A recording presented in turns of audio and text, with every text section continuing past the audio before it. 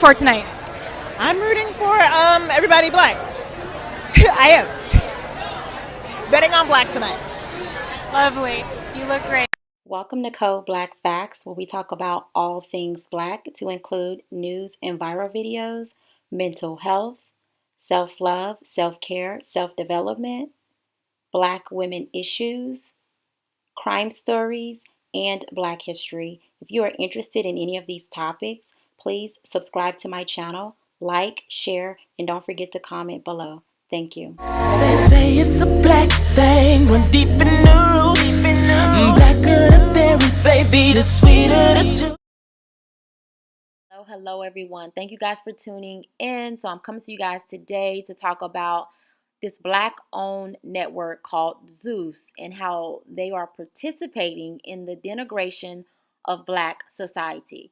And let me explain why. So have you ever seen the shows Baddies, Bad Boys, One Mo Chance, Jocelyn's Cabaret, The Real Black China, or TT Do You Love Me? If so, then you've seen content that is aired on a streaming service called Zeus. Zeus is exclusively black owned, black controlled, and black ran. All things that we, the black community, say we need so that we can counter the damage that we say the racist white networks are showcasing when it comes to black people are presented in media. What means that they've maldistributed almost 100% of all this nation's land, resources, rights, privileges, business, and controls of all levels of governments into the hands of the dominant white society. Black folk haven't got a snowball's chance of ever being a competitive people. You might struggle if it lasts another 2 or 3 years, but it's going to wipe you out pretty soon. You came out of slavery in 1860 having 1/2 of 1% of this nation's wealth. Here you are 150 years later, and guess what? You still own 1/2 of 1% of the wealth. And in a nation, in a race-based society, it is what you own and control that determines your equal opportunities and your rights and privileges. It's had nothing darn thing to do with civil rights. That's a waste of time. It doesn't have anything to do with the voting, but that's an intellectual masturbation process. Ain't gonna do any good. What you need is own and control. We say that we need our own black networks so that we can have control over our own narratives and imagery, but when we get the chance, there seems to be a running theme. The shows that I know all have a running theme of ratchetness, ghetto, overly sexualized, violence, abuse, alcoholism, and the list goes on. So let me give you a little bit of background about the Zeus network. The owner and CEO of Zeus is a black man named Lemuel Palmer, who seems to come from a solid family and background. According to Lemuel, he wanted to create a full-service production company, which means everything is done in-house and with little to no outsourcing. So in other words, find the talent or creator, partner with the talent or creator, empower them with the tools they need to be creative and do all the production that is needed that will produce the results that you want. I personally believe that Lemuel seen a niche for recycling old talent in its rawest, most unfiltered and toxic form. And let me explain why I say that. Because you have the show Baddies. Baddies is, I guess, hosted by, what's that chick name? Natalie. Natalie was on, back in the day, there was a show called The Bad Girls Club that Natalie was on when she was young. Now, she's in her late 30s now, I believe. But when she was in her early 20s, she was on a show called The Bad Girls Club. And, of course, she was a hot mess. And so she was one of the favorites, right? So he basically just kind of recycled her. She went out, got some girls, and pretty much they remade The Bad Girls Club, but it's called Baddies, right? Another one is Chance. Chance, not Chance the rapper, but Chance. He was actually, I think he was on a show back in the day where he was on a dating show, and he was in the running to date, I believe, what was that girl name? I can't think. It was a girl from Flavor Flav. I can't think of her name. Her real name is Tiffany, but I can't think of what her name was on the show. But anyways, he was on a show to date her. He did not win. I don't believe he won. But because of his personality, he ended up getting his own show. And so it was a dating show for people who wanted to date him. But anyways, he's basically another one, recycled talent. I mean, the list goes on. I think they had a show with also Ray J. You guys know Ray J has been on several reality shows for years and years and years. So again, recycled talent. But anyways, I think that he found a niche for that. And I think that for him, it was a good niche because he's been able to build a network off of these shows who have done really well and done really good numbers for the network. But see, this is the problem. The problem is that, shows like that have a lot of influence. It does. It have a lot of influence in social media, on TV, movies, videos, music, so on and so forth. And it affects the currency of Black people. What do I mean by the currency? The currency as in our value. Not our value as in like, because again, we got to think of like, slavery, how they sold Black people. Not like that. I mean, if you want to get technical, I mean, you kind of can say that because again, these are shows that mostly Black people are on, who are doing some of the most stereotypical things, and they're making money from it. So if you think about it, it is kind of them selling themselves or whatever. But that's for another conversation.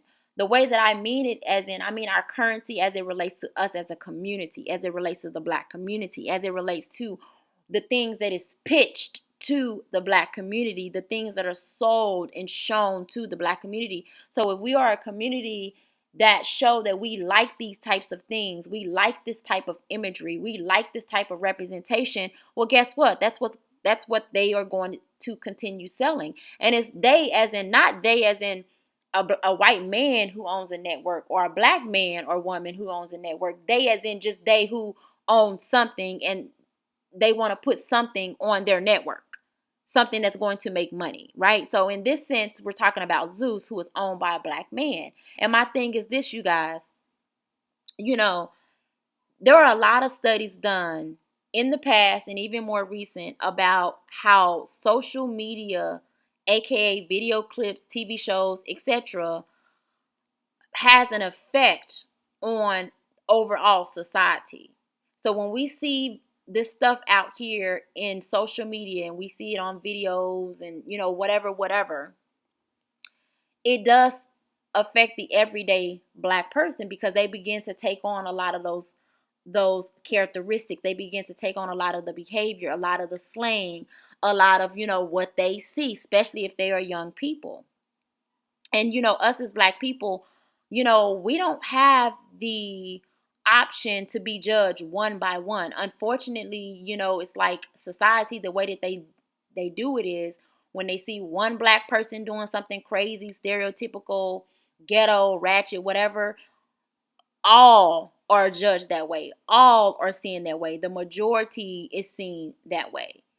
And we see this because we see what they put out in media about Black people as a whole. We see this of what we see every other day. We always see some Black person going to some club, some restaurant, some white-owned establishment, being denied a service, being denied, not getting the best service, some type of rate. We see this all the time. And so for us to think that how we are seen in media doesn't have any bearing on overall society, you're really kidding yourself and you're lying to yourself if you really believe that. We do it to ourselves and those outside of the community do it to us. And we just got to be honest about that, right? And we got to be conscious about that. And we got to understand where that comes from.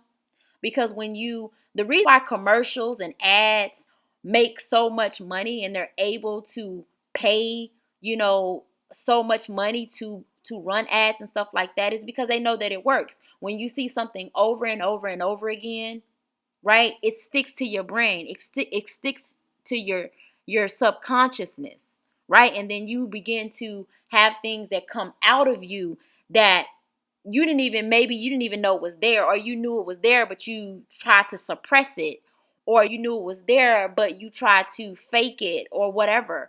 Like, that's how media has an effect And the stuff that we see in these shows, that's how it has an effect on the overall society. And so this is not merely something that's just small. It's a big deal. At least for me it is, right? And in no way am I blaming Lemuel, the CEO, the creator. I'm not blaming him. You can't blame a man for basically putting out what we as a community clearly want to see, because you got to pay for the service. It's not free.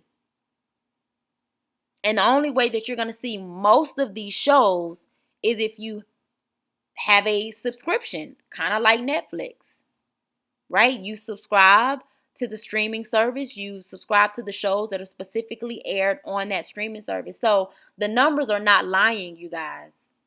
The numbers don't lie. The what we see in media, that's not lies, you guys. I used to think that. I'm not gonna lie. I used to think, oh, that's just a small segment of Black society. Oh, that's just a little bit, that's just a niche segment of Black society. But more and more, we're starting to see more songs with the ratchetness in the hood, ratchetness and the ghetto-ness. We're starting to see these anthems, these catchy anthems. We're starting to see this flow over into like actual, it's not, see, we see these reality shows, but see, we see this in real life, right? We're seeing people literally take behaviors that you would see on a reality show, and that's literally how they are in real life. And they're not putting on for the cameras.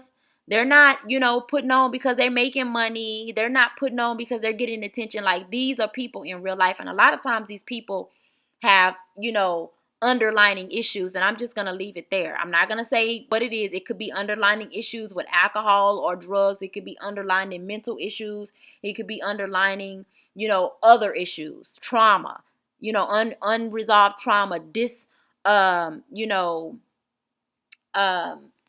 trauma that they just never dealt with. But in conclusion, I want to pose these questions. Do we want what we really say we want or need as a community?